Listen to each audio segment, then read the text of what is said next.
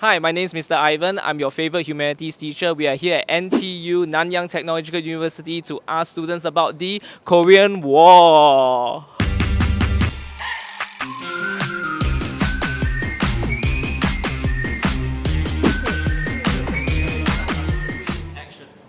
Okay. Which country colonized or annexed Korea before World War II? Which one annexed Korea at World War II? Which country annexed Korea at World War II? Wait, what's the question? Which country annexed Korea at World War II? Before World War II. What's NX? What's NX? This is Japan. Yeah. It's Oh, really? Japan? It's only Japan. Oh, okay. Wow. We just answer together at this point. Okay. Okay, second question. Do you know who was the leader of North Korea during the Korean War? Is it not just... Yeah, lol. Kim Jong-un's Is it father. like Kim Jong-un the first? Kim Jong Kim the first. Kim Jong-un. The name is Kim. Is that your final answer? It's either the dad or the granddad. I think it's the grandpa. Is it? Within the ancestral line now. Okay, Wait, me a guess. Being a poll, who thinks is the dad? Kim Jong-un's dad. How long ago? When Cold was the War. Cold War is 19... Is it 19 something? No, right? 1900. It's been damn long, What's eh. your final answer? The father or the grandfather? Okay, I'll go for... I think I'll go for the father. I'll go father. Okay, we do the okay. Okay, two father, two grandfather. Father, So the grandfather. answer is the grandfather. Wow! Know why America had to step in during the Korean War? Shut up, bro. They always talk. Yeah, Isn't Isn't it because they're the powerful? They always tell you. Because they're the biggest. 1 hour later.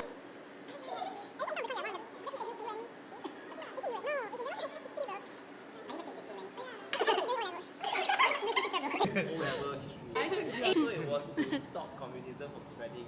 You can say democracy is correct as well. Is which country did US and North Korean leaders first meet? Singapore. Singapore. Oh.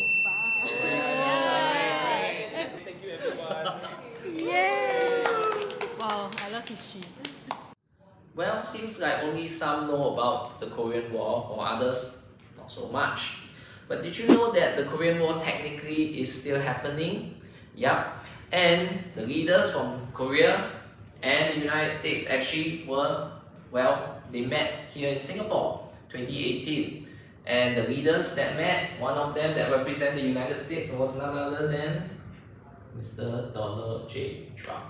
Enemy falling back to the Han River, United Nations commanders had expected that the Reds would make their stand there. In Korea, United Nations troops push on and cautious advance against the communists. Now, Korea had always been part of the Japanese Empire since 1910, and it was always on the benefit of the Japanese because they were using the industrial power and production from Korea all just to benefit the Japanese trade and the economy. The Koreans always resented this and always wanted a free and united Korea as a result.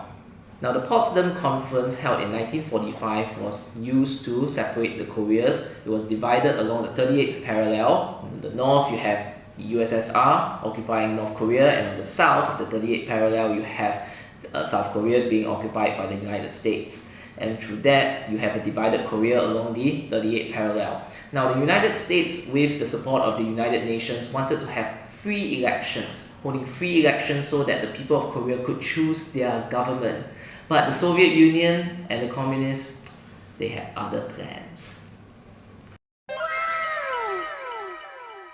The USSR had a leader in mind. He was none other than Kim Il-sung. He was the leader of the Communist Party in Korea that led the struggle against Japanese in World War II. Now, Kim Il-sung had the support of the Soviet Union because he was anti-capitalist and he was a full-fledged communist, totally loyal to the cause of the Communist Revolution. Now, in South Korea, elections were held and the winner is none other than Syngman Rhee. Syngman Rhee was a ruthless leader. He was authoritarian in nature and he removed all resistance through violent means. Now, United States had no choice but to support him because he was, quote-unquote, not a secret, anti-communist. Encouraged by the military advantage that Kim had from Stalin himself, Soviet Union supplying weapons, training, and tanks, airplanes, and all sorts of military equipment. This made Kim very, very confident that he could launch a quick victory,